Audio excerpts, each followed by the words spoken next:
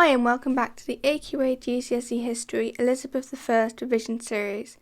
This is episode 2 and we're looking at the Elizabethan court. The royal court was a large group of people who always surrounded the monarch.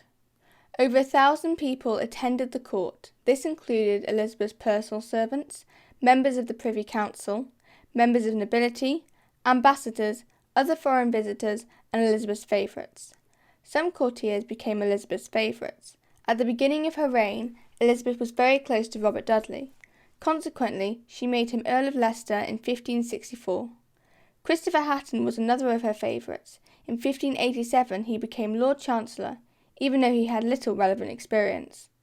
Sir Walter Raleigh came to Elizabeth's court in 1581.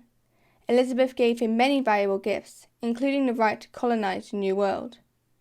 The courtiers were expected to flatter Elizabeth by showering her in gifts, and many pretended to be in love with her. Court activities included concerts, plays, jousting tournaments, hunts, and tennis. There were many grand dinners and royal balls. As Elizabeth moved around her palaces, members of her court would travel with her.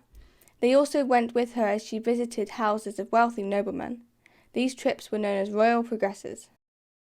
It's also important to note that the Queen was the centre of the government and political power revolved around her. This meant that those closest to Elizabeth had the greatest influence and power. The court was the centre of political life. Anyone who wanted to increase their political influence had to have a place in the court. The courtiers didn't necessarily have a place in the government, but their power came from their closest relationship with the Queen. Patronage ensured loyalty and stability. Patronage involved handing out titles, offices, or monopolies, which gave men a source of income.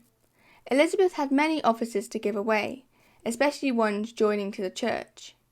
Royal patronage was distributed at court. Patronage was used to ensure loyalty, and for those who received patronage, they became dependent on Elizabeth for some or all of their income and status. Thus, they were very likely to be loyal to her. Patronage was very widely distributed by Elizabeth. This helped to ensure political stability so that all the members of the elite felt they had a chance to be rewarded by Elizabeth. As a result, they were less likely to rebel against her. Patronage was a very clever way of rewarding her courtiers and buying loyalty without spending any royal revenues. This was very important because the English economy was weak during Elizabeth's reign and her income was limited. It's also important to note that traditionally the elite were dominated by noble families. Their power didn't come from the monarch. It mainly came from large amounts of land that they inherited.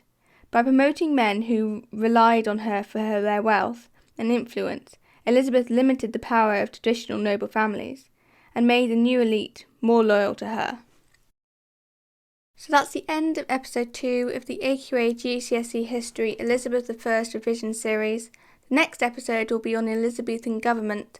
Thank you for watching and I hope you enjoyed. Please remember to like, subscribe and leave any questions in the comments below.